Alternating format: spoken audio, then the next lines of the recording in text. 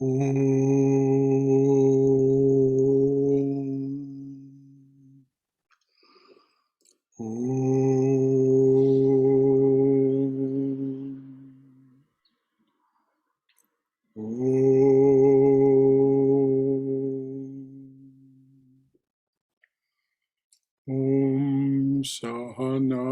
Bhavatu Sahano Bhunaktu Saha Viryam Karavavahai Tejasvina Vaditamastu Ma Vidvishavahai. Om Shanti Shanti Shanti. Om, may the Divine Being look over us lovingly as a mother and father. May the Divine Being support and nourish us as a mother and father. May we have the strength and skill to study together the art of spirituality. May no misunderstandings arise amongst us. Om, beneficence, beneficence, beneficence and peace to all beloved beings everywhere.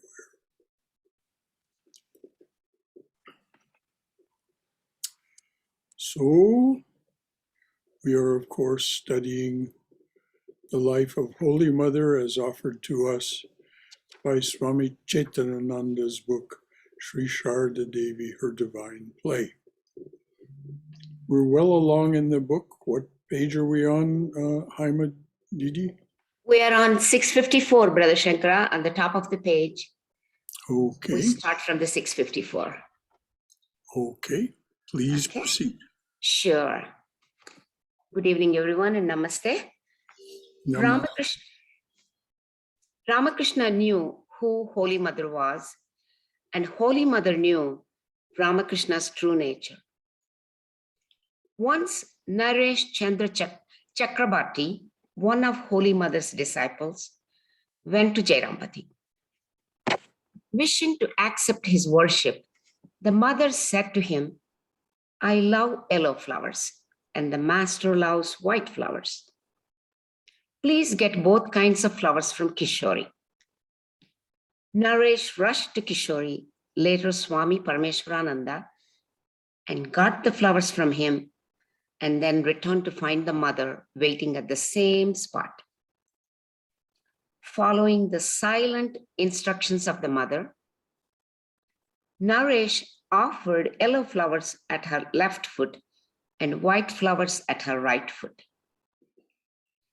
Naresh then fervently prayed, "Mother, I offer to you the results of all my actions in this earthly life and also hereafter." Swami Gambhirananda wrote, by accepting his worship that day, the mother disclosed indirectly to him the truth of the unity of Shiva and Shakti in her holy person. She wanted the white flowers for the snow white Shiva, who was identical with Sri Ramakrishna, and the yellow ones for the golden colored Shakti as embodied in herself. One day in Dakshineshwar, the master was seated on his small cot and Holy Mother was sweeping his floor. Holy Mother asked the master, "Who am I to you?" Without a second thought, the master replied, "You are my blissful mother."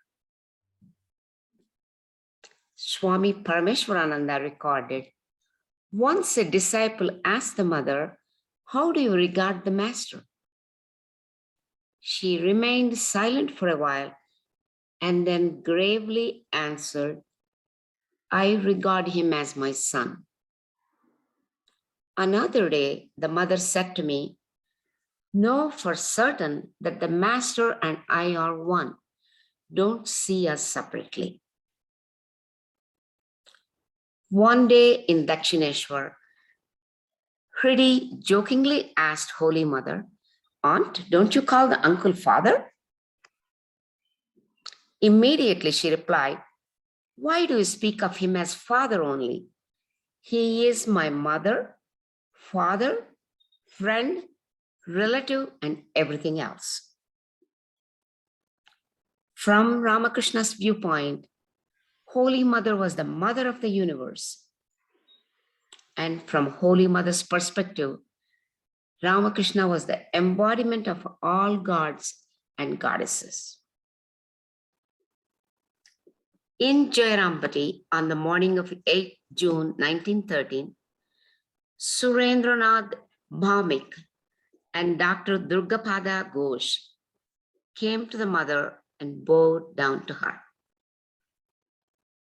They had been visiting and were to take their leave that afternoon. She blessed them by placing her hands on their heads, and then she asked them to take their seats.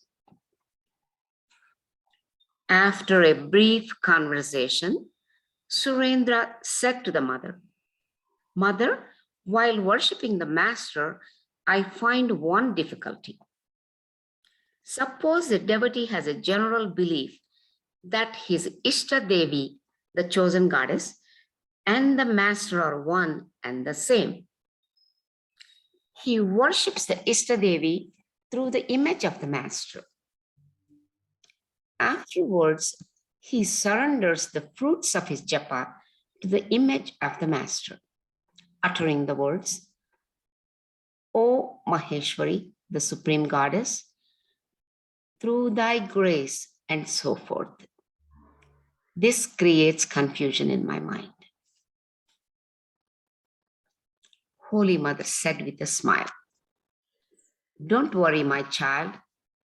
Our master alone is Maheshwara, the supreme God, as well as Maheshwari. He alone is the embodiment of all the deities. He alone is the embodiment of all mystic syllables. Through him, one can worship all gods and goddesses. You can address him as Maheshwara as well as Maheshwari. As Yoginma observed Holy Mother's involvement with her brothers, nephews, and nieces, one day a doubt about the mother's renunciation cropped up in Yoginma's mind. In a vision, Ramakrishna said to her, do not doubt her, Holy Mother. Know that she and I are one. Now, let's just pause a moment Sure. and let that sink in. Holy Mother and the Master, Sri Ramakrishna, are one and the same being, Ishwar, that took the form of Ishwara and Ishwari, the Master and Mother, for their purposes. They and as she says, through them, she says the Master, but it's true of her as well. Through them you can worship whatever aspect of the formless or God with form that appeals to your heart. Any one of the, and Sri Krishna speaks of this in the Gita as well. It's not a new idea. So this is why Mother says, don't have any doubts. Just go ahead with your worship. Call us by whatever name you like. And that's who we are. We take the form that appeals to your heart. As your sincerity and your persistence increase, the more you know there is one, only one, and that takes these many forms in our worldly way of being. It is their lila, it is their play, it is their pleasure to do so for our salvation.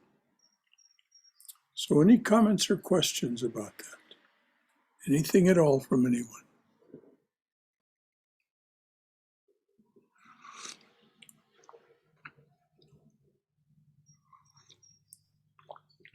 All right, please go ahead, dear.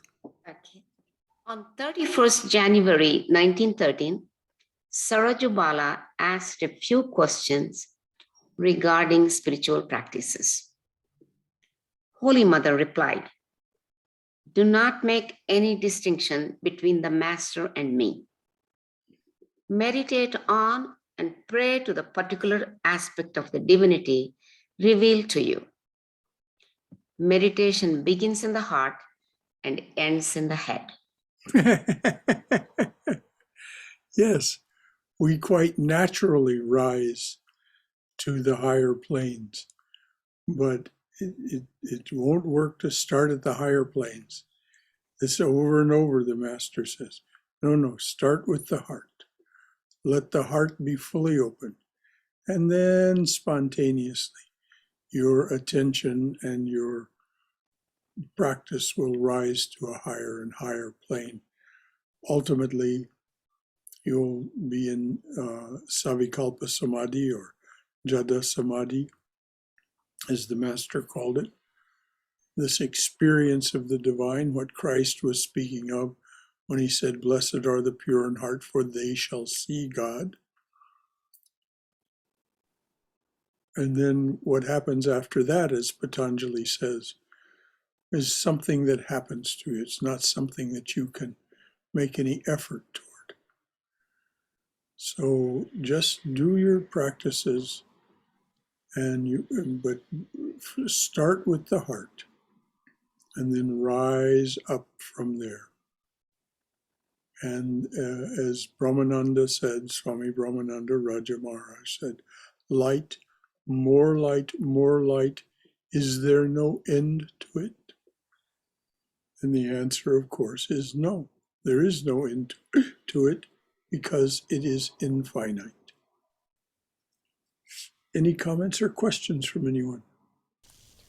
Yes, Brother Shankara. What was that sentence? Meditate on that aspect of the Ishta that is revealed to you. Yes, that's what it says. I can read But back it's again. on the aspect of the divinity revealed to you. So is that something that It may be revealed to you by your guru. That may be because most of us come to taking initiation or getting instruction, and we find that the guru gives us, but then any number of things may happen from there. But if you follow the instructions given in the beginning by the guru that has revealed to you that this is an appropriate subject for your spiritual practice, then ultimately your own mind becomes your teacher. As the mind becomes purified. And then there is no way of knowing what will happen. And this is why you continue your discussion with the teacher so that they can tell you if somehow there's some confusion. But generally speaking, as Holy Mother said, there won't be. So would you read that again? Sure. The Sure, one Brother. that ends in reveal to you. Okay, sure. Meditate on and pray to the particular aspect of the divinity revealed to you. Meditation begins in the heart and ends in the head. Neither mantra nor scripture is of any avail. Bhakti or devotion alone accomplishes everything. The master is Now everything. let's just Sure. this is what I was trying to say. Neither mantra nor scriptures are of any avail. They will provide preliminary guidance, and bhakti or devotion alone accomplishes everything, because it takes you forward and into you don't know what until you arrive there. And it just goes, as Brahmananda pointed out, it goes on and on, expanding and expanding. Anything more from anyone about this? This is such a key point. Brother Shankara, I have a question. Yes, I have a couple of people telling me I only practice karma yoga, nothing else. Mm-hmm. What do you say to them? Without bhakti or devotion and jnana, how can you practice karma? How can I practice karma yoga? Well, I have to. we don't try to correct those people, dear. No. That's why I'm just wondering what to. I didn't say anything. Just say to them, Godspeed. Mhm. Krishna says if they're practicing karma yoga according to Sri Krishna's instructions in the Gita, Mhm. they will come to devotion, Yes. because ultimately the offering of and living sacramentally that they're doing, which may start as a stand they're taking for it and a practice they're doing. Okay. If they are sincere, Krishna himself says in the Gita, I will get behind this and make it work. Okay. If they're not sincere, if it's just something that they're saying, well, then there's still a layer of ignorance that needs to be removed. But it isn't up to us to remove it. That's exactly true. Sure. They, as Sri Ramakrishna says, all will happen in the proper time. So just celebrate them and say, well, I'm glad you're practicing. That's wonderful. That's exactly what I said to her. I'm glad you're doing that. Stick with it. That's all I said. Exactly. Good. That was the perfect thing. With it, yeah. Okay, but I know that person, those people who said to me, they are really not getting there, that karma yoga, but they're trying. So, which is great, Yeah. I can see through their behavior. So, Well, yes, this not- is the thing that tells us about people. How do they actually behave? How do they relate to other people? But first, how do they relate to themselves? And that's what tells you, if they're, well, we all know what people do. They complain. They are self-critical. They make kidding remarks that, as my granddad used to say, are kidding on the square. They mean it, but they're saying it in the form of a joke. So we just wish them well. And yes. as Swami Vivekananda said, help if you can. If you can't, just stand out of the way. That's right. But you can always help. Thank you. You can always help by loving encouragement. That's right. Thank you, Brother Shankara. That's great. Great advice. You want me to move on? If there aren't any other comments or questions, yes, indeed. Okay, please. Neither mantra nor scripture is of any avail. Bhakti or devotion alone accomplishes everything. The master is everything, both Guru and Ishta. He is all in all. On another occasion in Jairambati, the mother initiated a devotee and asked him to offer all his karma, virtues and vices, merits and demerits at the master's feet. She then gave him a mantra and pointed out the master as his guru. The devotee was a little confused because Holy Mother had given him the mantra. He thought she should be his guru. The devotee did not realize that the mother and the master are one. Then he asked, "How shall I think of the master?" The mother gravely replied, "The master is all, Purusha and Prakriti. If you meditate on him, you will achieve everything."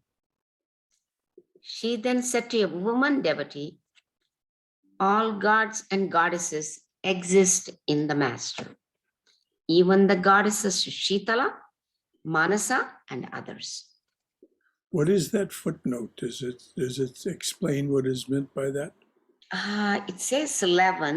There is no footnote on this page, but it may be something in the back of the book, Brother Shankara. Well, all right, then let's just leave it. Yeah, that's right. Swami Basudevananda recalled. I think those are fierce forms of the mother. I think these that she mentioned, even the goddesses Shitala, Manasa, and others, I think these are the more fierce forms of the mother.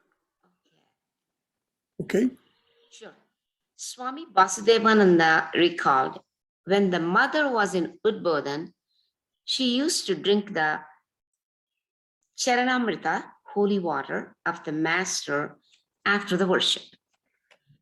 One day, someone brought the Charanamrita of Siddheshwari, Kali at Bagbazar, and I carried both to her in 2 different containers. She was on the veranda and asked what I had brought. I said 2 kinds of Charanamrita in 2 containers. She said, "Both are the same, mix them together." "All right, I shall do so from tomorrow." She gravely said, "No, mix them together right now." Immediately I mixed them and the mother drank the Charanamrita. Then with a smile, she put her hand on my head and blessed me. Although he was established in Advaita or non-dualism, the master experienced dualism, qualified non-dualism, and non-dualism as complementary, not contradictory. Is everybody clear about I'll read. that? Go ahead. Read that again. I'll read one more time. Yes. Although he was established in Advaita or non-dualism, the master experienced dualism, qualified non-dualism, and non-dualism as complementary, not contradictory. Okay. Is everyone clear about why that is perfectly reasonable and describes an ascension in understanding? Rama once asked Hanuman, "Hanuman, how do you think of me?" And you'll see the dualism, qualified non-dualism, and Advaita or total non-dualism in his answer. Hanuman answered, "When I am in my ordinary frame of mind, I see you as the master and me as the servant. In other words, 2 separate beings." This is dualism. And it is this bhava, this attitude of the servant, that made Hanuman so powerful in a worldly sense. He could accomplish incredible things in the world because of his devotion to Rama. But then he added to this, "When I am in meditation, I see you as the whole and myself as the part. This is qualified non-dualism. This is what you experience in Jada Samadhi or Savikalpa Samadhi.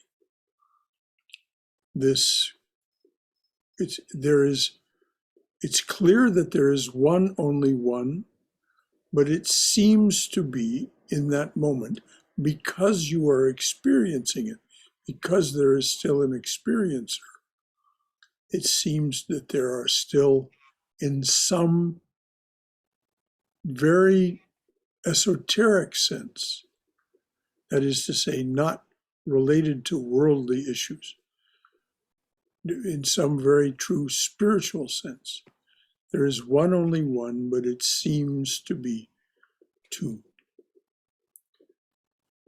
And then Hanuman added this last.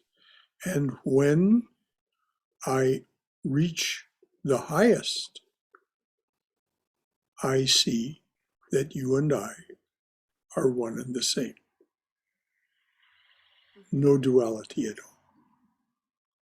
It's the same thing that Meister Eckhart was saying when he said, the eye with which I see God is the same eye with which God sees me, which is a very nice poetic way of putting it. Meister Eckhart and almost all of these great saints also describe dualistic, qualified non-dualistic, and completely non-dualistic ways of being with the divine.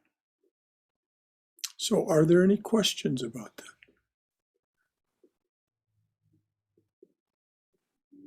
Okay, I think that the Swami goes on, Yes. and there'll be also an explanation here. The different philosophies are like different pictures of the sun. The master enjoyed God through various modes: Shanta, Dasya, Sakya, Vatsalya, Madhura, and so on. Now, These are the five Babas that he recommended to us. He said, pick one and stick with it. and there is a footnote for this, Brother Shankara, Yes. explaining Shanta means peace and serenity. Dasya means attitude of the servant towards the master. Sakya means attitude of friendship. Vatsalya means attitude of a parent towards a child. And Madhura means attitude of a lover towards the beloved. Yes, the attitude of Radha toward Krishna, for example. Holy Mother was like the master in this respect. Although she was established in Advaita, she used to worship the master, Gopala, and other deities regularly. We have already mentioned that the mother began to worship a picture of the master at the Nahabat during the master's lifetime, and the master himself worshipped the same picture. Later, wherever she went, she always carried that picture of the master in a small tin box and worshipped it every day. This indicates that it is Holy Mother who first introduced the worship of Ramakrishna. It is said that Vishnu Priya made an image of Chaitanya from a piece of margosa wood and was the first to worship her husband during his lifetime. We have already described Holy Mother's mode of worship, which was informal and full of affection and devotion. She considered... And let that be a lesson to us. We do not have to go through elaborate Vedic ways of worship. We may if we wish. If that appeals to your heart and is good discipline for your mind, by all means, go right ahead. But you can worship in whatever way it is appealing to you. It can be as brief as just a few moments before you then slide into contemplation, concentration, and meditation. Or you can do something like we do here, morning and evening. As an arati, you wave the light, you wave the incense, perhaps offer a flower, and then perhaps some bhog, some food. But it doesn't have to be cooked food. It doesn't have to be anything in particular. This informality that the mother practiced is described earlier in the book. You can find it. Just look in the index, mother's form of worship, or however it describes it in the index. So are there any comments or questions about that? Anything that anyone would like to further explore this subject of worship of the Master, or for that matter, worship of the Mother, or any other divine form?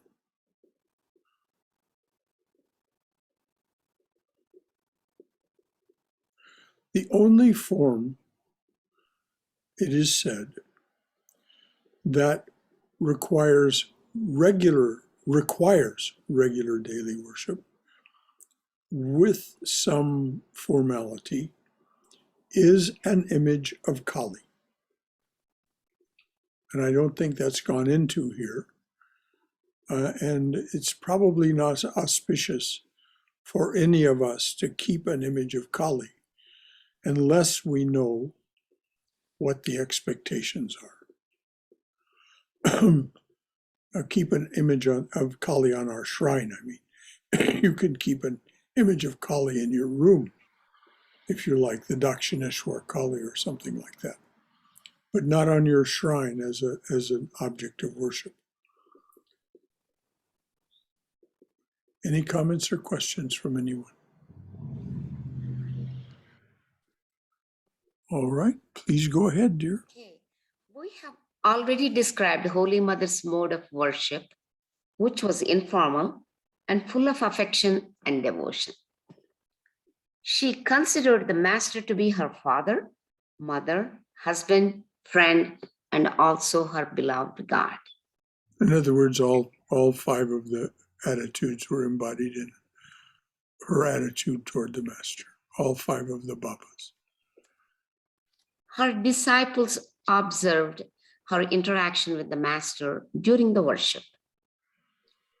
When she was alone in Kamarpukur, the Master would now and then appear in a vision and ask her to make khichuri and cheese and offer them to him. Once during Jagadatri Puja in Jairambati, Holy Mother performed her daily worship in her room early in the morning. Then she addressed the Master and said, "Look, today is the Mother's worship in our house. Please eat quickly. I shall have to go there."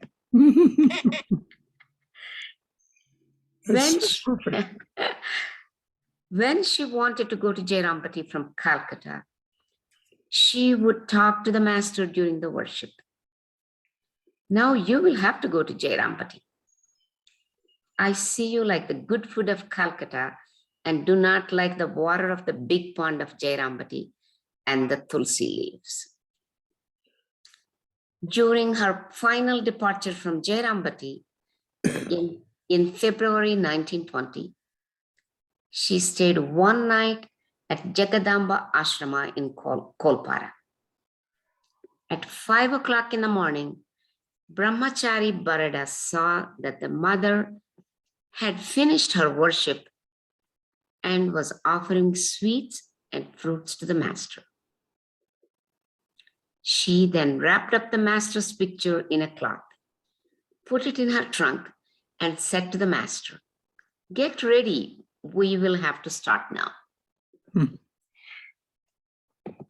We see only the picture of Ramakrishna in our shrines, but the Mother saw the living Master there.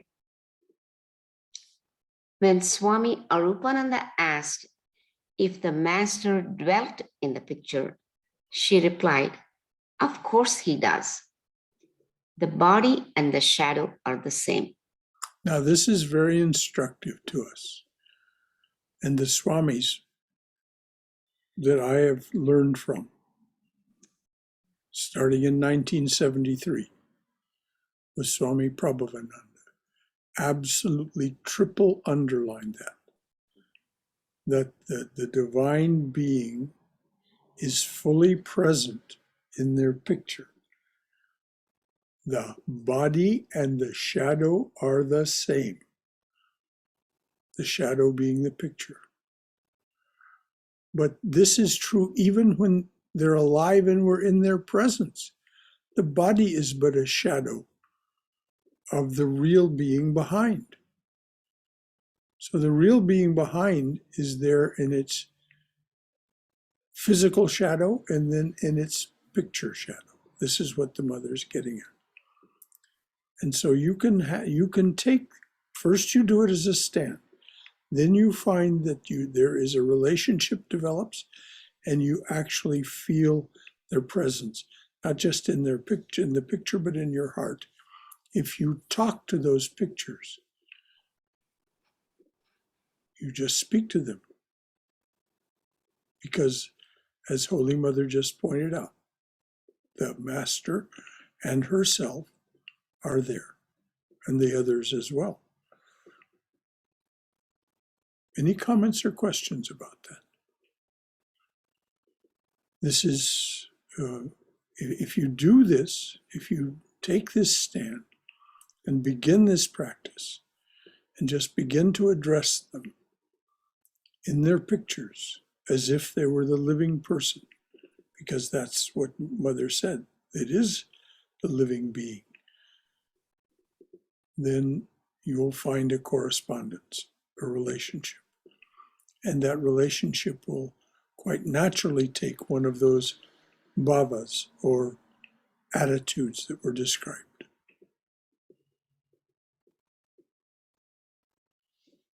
Anything from anyone? Okay, please go on, dear. Okay. When Swami Arupananda asked if the master dwelt in the picture, she replied, of course he does. The body and the shadow are the same. And what is his picture but a shadow? The mother saw the master not only in the waking state, but in the dream state also. Once in Jairampati, someone worshipped the master at noon. After lunch, the mother went to bed to take some rest. In a dream, she saw the master lying on the floor. She asked, why are you lying on the floor? Her sleep broke. She looked at the altar and found that some flowers were touching the master's picture and some ants were crawling over his picture. She immediately removed those flowers and cautioned the worshipper to be more careful in the future. On another occasion, the mother told Sudhira about a cosmic experience. Once I was in such a state that I could not remove the ants from the Naivedya, food offered to Ramakrishna. I felt that the master was eating that food through the ants. In 1911, Dr. Lal Bihari Sen went to Jairampati and fell ill there. During his convalescence, the mother gave him a little khichuri. The doctor hesitated to eat it, fearing that the food might harm him. But the mother assured him, saying, it will not do any harm to you, as the master himself has partaken of it. The doctor asked, can one see the master? The mother replied, yes, one can see him. Nowadays, he sometimes asks for khichuri and cheese to eat. Once a monk in Kolpara said to Holy Mother, I offer food to the master, but I don't know whether he accepts it or not. The mother emphatically replied, surely he does eat it, my son. If you offer the food to the master wholeheartedly, he will eat it. Now notice the qualifying word. Wholeheartedly, You, with full devotion. not just with full devotion, but setting aside those doubts. It isn't that your mind doesn't generate the doubts. You simply say, I'm not going to listen to that. With my whole heart, with my whole affectionate heart, I'm offering this food to you. And again, as I say, if you do this, if you maintain this as a practice for some time, you will begin to feel a sense of relationship and a sense of the acceptance. You will feel it in your heart. That's why the mother says, wholeheartedly. You feel when you offer the food that something comes back to you. And then when you take the food as prasad, it is truly joyous. You have this feeling that, oh, the master actually partook of this. He took the essence of it. And what did he leave behind? The essence of himself. And so this is why Swami Prabhupada said, and he was not joking, prasad has no calories. So the master has taken the calories, and you may eat it without fear. So it will do you no harm, as the mother said. Any comments or questions about any of that? Yes, Brother Shankara. Yes, dear. Can you explain this situation about her having a dream of him on the floor and the ants on the flowers and the corn? Well, he had left his picture and was lying on the floor because the ants were crawling on his picture, which was making him uncomfortable. So he left his picture and was lying on the floor. That's how I understand it. And so the mother said to the devotee in the future, and I can imagine her instructions because they were the instructions that we were all given, is very carefully wash the flowers before you offer them so that there are no insects on them or in them. You know, carefully wash them so that the insects are washed out, because as you wash them, of course, they don't want to be drowned, so they come out. Does that get it, Robert, or is there more? So you're saying that he had an experience of the ants on the picture Crawling on his body. He had in his physical body. He had an experience of the ants on the picture. In his subtle body. The picture is his physical body. Yes. So he experienced the ants crawling on his body on the picture as the picture, and so left the picture in his subtle body and was lying on the floor, and that's how Mother saw him. Okay. That's the understanding from here, dear. I will not insist it is dogmatically true. Okay. What I've said, that's just the understanding of it from here. Okay. And I really understand the sense of why there would be a question. What does all this mean? Well, from what I've been told by the Swamis from all these years, that just as the physical human being is present as both their gross body and their subtle body, so the picture is the gross body, but behind it and present there is the subtle body. And so the master left the picture as his subtle body leaving because it made him uncomfortable for the ants to be crawling on his physical body. And this is what Turyananda did. I've told you all that story of Turyananda being operated on Yes. for a terrible big boil on his back. And it was done without anesthetic. And then the wound was cauterized with a red hot iron, which was the only way they had of stopping the bleeding in those days.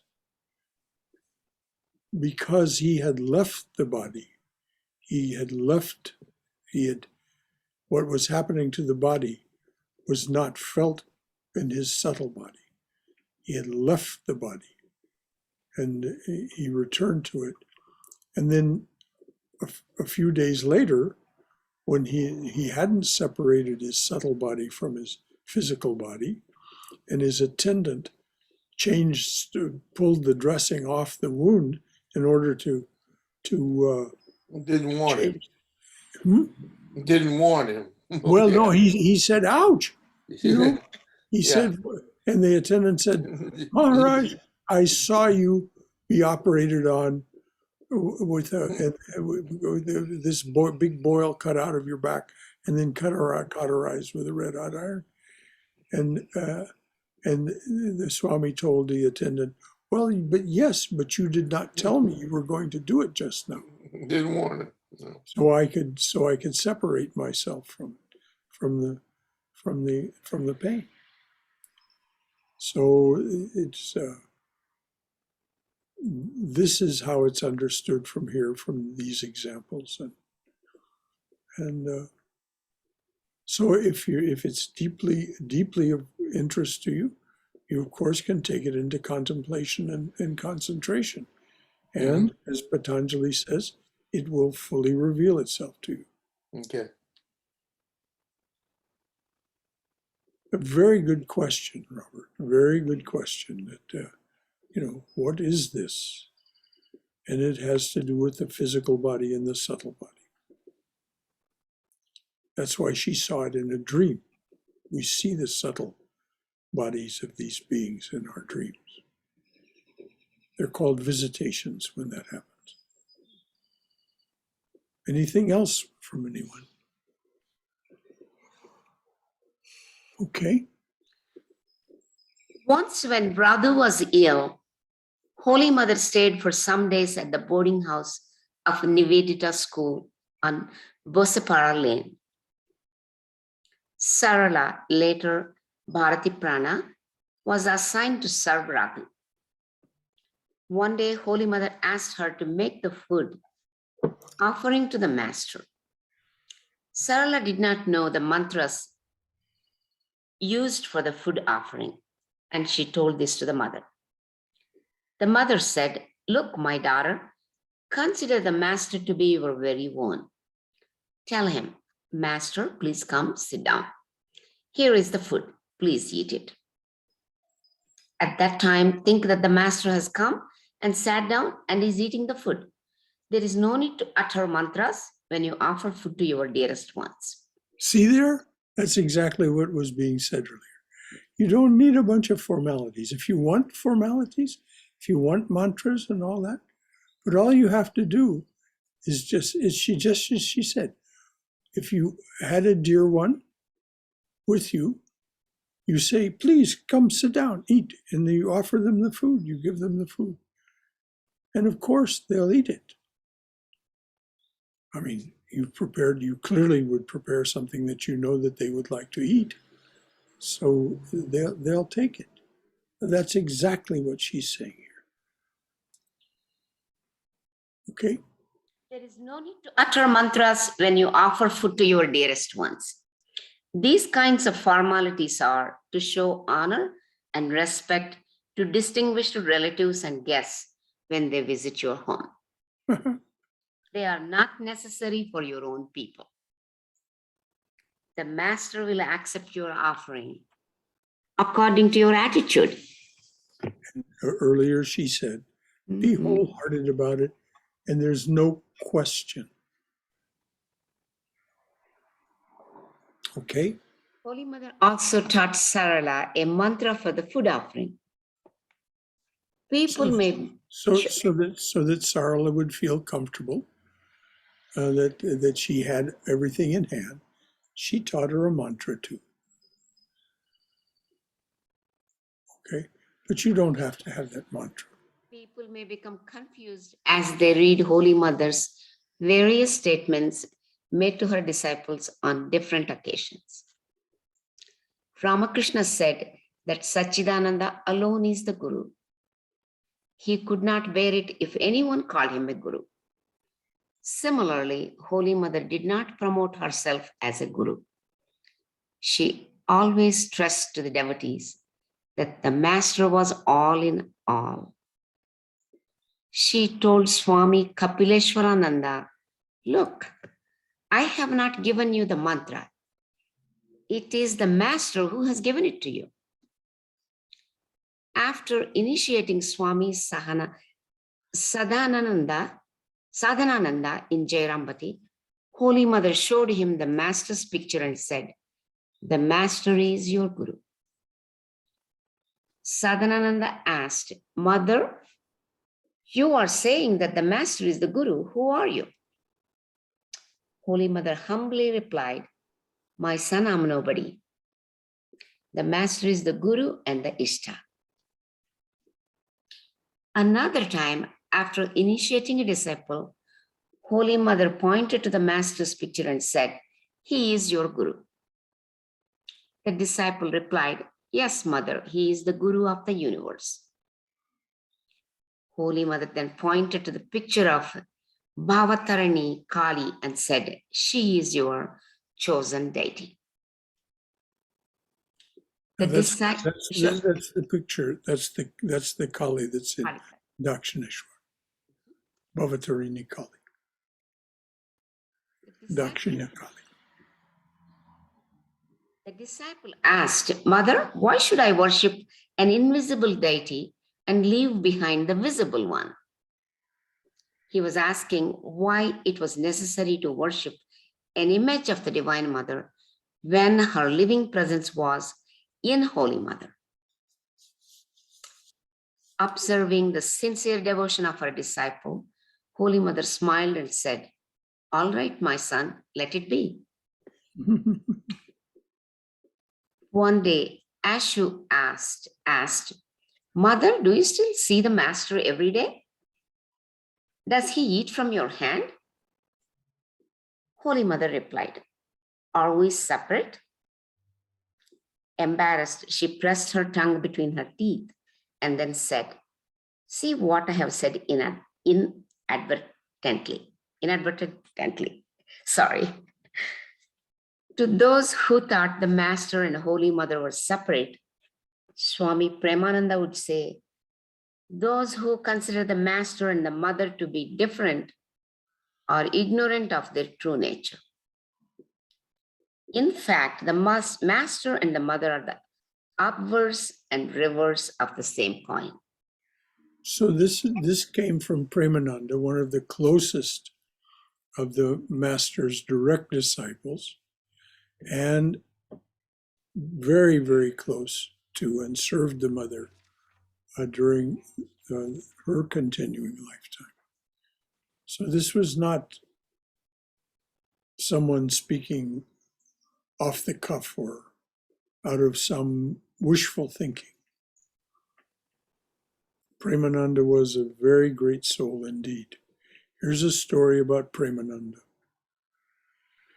Premananda was once in Kashi, in Varanasi, visiting the Sevashrama there. They offer medical services and clinical services to the people who can't afford medical treatment otherwise. That's one of the things that the Ramakrishna order does in Varanasi. Many people come there to die, but in the meantime, they need medical services. And so they offer those services. Premananda had come to visit from Dakshineshwar, from Belramat, and he had gone down to the Ganges to take the darshan of the Ganges there and also to bathe. As he came out of the water, Swami Prabhavananda, my guru, Swami Prabhavananda was carrying his towel and his water pot, but someone gave this beautiful garland of marigolds to Swami Prabhavananda, and he took that garland of marigolds and put it on Premananda's neck and said to him, "Oh, Maharaj, you are so beautiful." At which point a physical emanation of radiance began to emanate from Premananda. He began to glow like someone had turned up the rheostat on a light bulb. And everyone could see it. It wasn't just something that had to be seen with spiritual eyes. Everyone who was in the area formed a line on both sides of the progress that he was making up from the Ganga, up along the Jagannath, the road beside the Jagannath temple, and on the way back to the ashram. And that glow remained coming from his body until he reached the ashrama. And someone had run ahead and told Swami Brahmananda, they were there together, of this. And so when Brahmananda heard this, he organized some singing and chanting to welcome a great soul. And so when the gates of the ashrama were open and Premananda walked in, the monks were singing and chanting and playing gongs and cymbals and musical instruments. And Premananda, this glow continued to come from Premananda, and he walked up to Brahmananda, took the garland from his neck and put it on Brahmananda's neck, at which time the glow faded from his body. So this is who we're talking about when we're talking about Premananda. Now, Swami Prabhavananda witnessed this and told us firsthand of this experience. It's also in one of his books. A Light to the West is the title of the book. It's about Swami Prabhavananda. So I think that's going to be enough for... Yes, it's almost 6:30, 8:30 your time, Brother Shankara. Yes. So any final comments, questions, or thoughts from anyone? This is studying the art of spirituality together. Each of you is the divine person in human form, having a human experience. So what, if anything, does this call forth from you that you would like to say?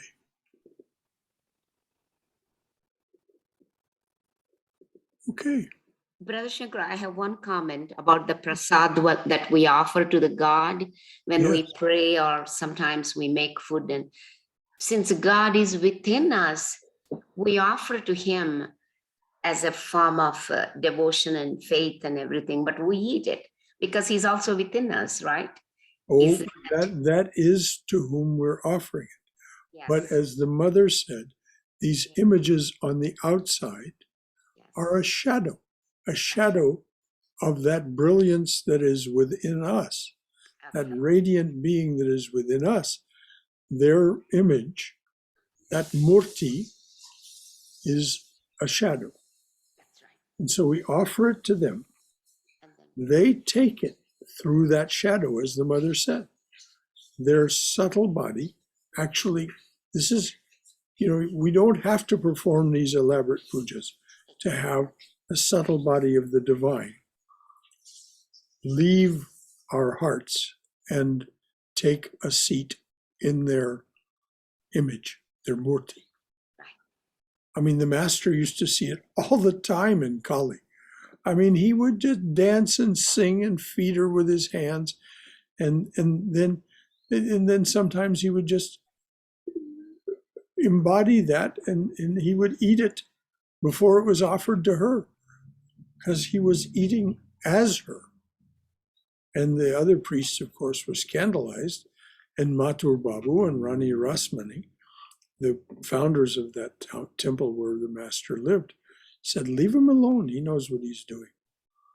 They had deep insight into, which is a grace, and deep insight into the truth of his behavior. Thank you, Brother Even though Shankara. others thought he was crazy. Yes, thank you. So it's just the shadow that we're offering it to, the shadow and the subtle body. Then, of course, we take it, and we take it as the divine being. Thank you for that. That is a good clarification. Thank you. Anything else from anyone? Yeah, this is Triguna. Yes, Triguna. One time I was visiting Varanasi at the center, Uh-huh. and one Swami used to be there. He's already left the body. He was about nearing 90 or something. Do you And- remember his name, dear? Yeah, Swami Vyomananji. And do you remember his brahmachari name? It wouldn't, by chance, have been Ananda Maharaj, would it? I don't know. He used to be in Rajkot Center, and then for long, then he left, he retired, and then stayed in Varanasi for many years. I see. Okay, he was retired there. Yeah.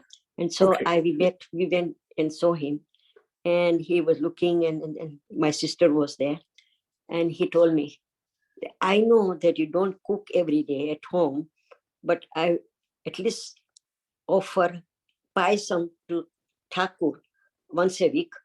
And I was completely, I mean, I could not, because he has never stepped out of India, and he knows what I'm doing here in USA. And I can't explain how I felt in. And he said, "At least give payasam to him once a week." I followed that since then I do that for Thakur and offer it once a week at least. But to my image, that it is, he knows what I'm doing here, sitting Yes, in Kashi. yes, of course he does.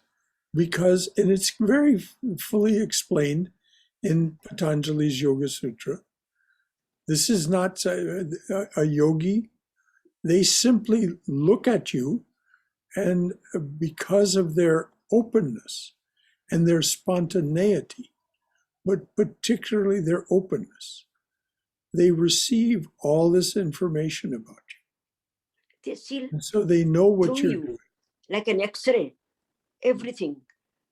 I felt, I was amazed. Well, This has happened a yes, couple of times. yes, it is amazing when we experience it, no doubt.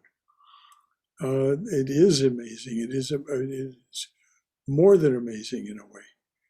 But I mean, it is, if we allow our awareness to rest on it, we understand that there is no such thing as time and space. That they see what is there, and it is self-evident to them. And it's not that they make an effort to do it. It's not that they're exercising an occult power. It's No. that they have become omniscient. They have become omniscient, and they're not exercising some occult power. No, I don't think at that stage they're out of it anyway. They are Yes. pure and so much ahead, I mean, elevated, that they see through and through. Yes, precisely. They see through and through. Sometimes it becomes scary, but Well, it's a but good, notice that he gave you instruction. yes. You know, this happened to Mirabai also when she was just a girl. You know, she went and greeted a sadhu at the gate of their home. This was before she was married to that prince and so on. She, I think, was about 12 years old. She went to the gate and with some bhog, with some offering for the sadhu who would come for alms. And he leaned over and whispered something in her ear. And it completely transformed her life.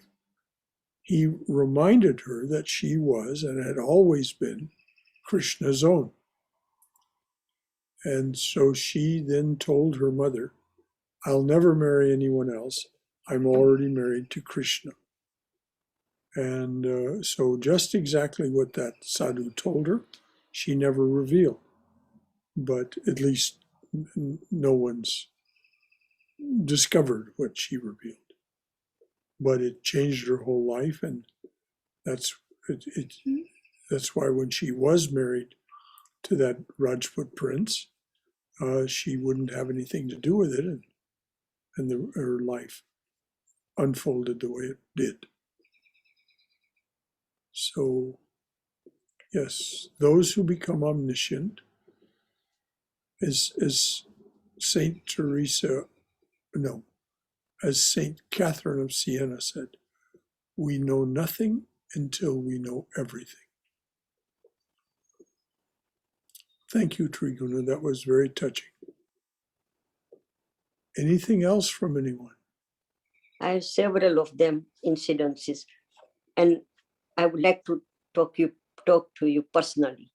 Okay, please. And I need an answer for that. Well, So I'll call you. I'll Send it. Beg your pardon. Call me up on the phone, dear. I think you have my. Yeah, I have your phone number. I have. Yeah. Please call me up. Yes. I'd love to talk to you about these things. Okay. I need some guidance of that.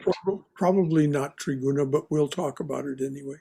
Yes. I think you've had so much guidance, but I'll be happy to talk to you about these things. Yes, I need to. Well, we'll analyze it. What to do about it? That's what I need. I need a direction. So okay, dear. I'll send you the message first, and then we talk when you are free. Okay, as pleases your great and wonderful self, dear. Okay, right. Thank you. Anything else? Anyone else? All right. Om Hari Om. Om Asato Ma Satkamaya. Tamaso Ma Jyotirgamaya.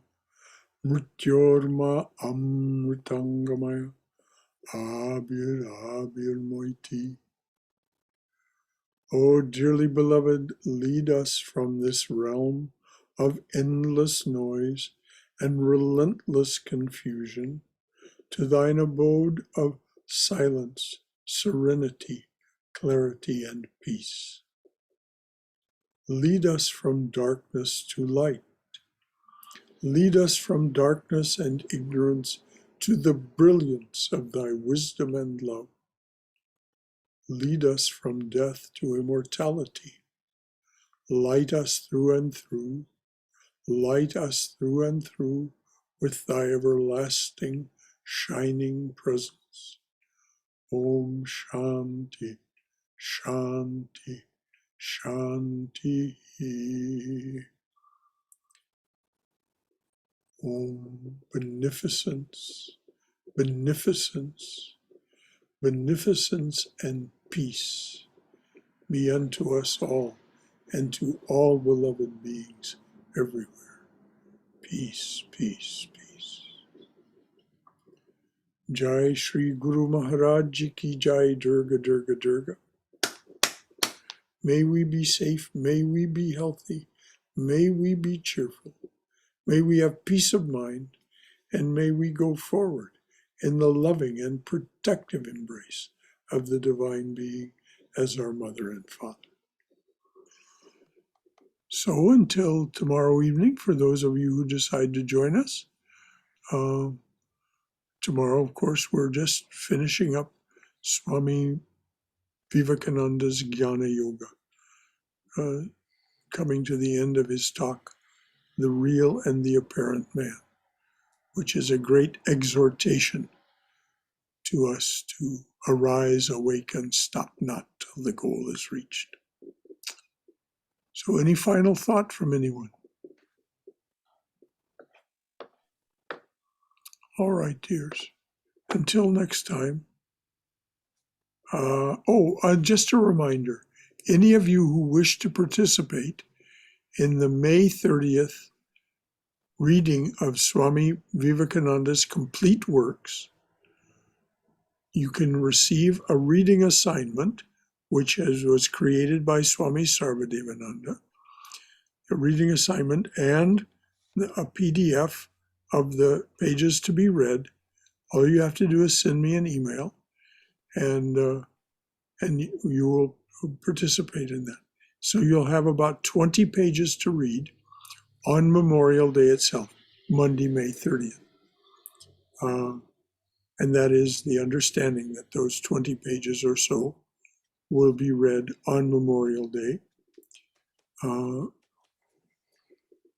But that's your only commitment. You have no other commitment. So if you'd like to participate in that, please send me an email, and I will then respond by sending you the reading assignment and what pages to read and the PDF of those pages. Any final thought from anyone?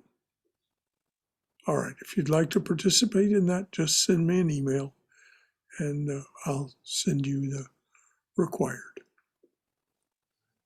Jai Ma, Jai Ma, Jai Ma, and good night to you all.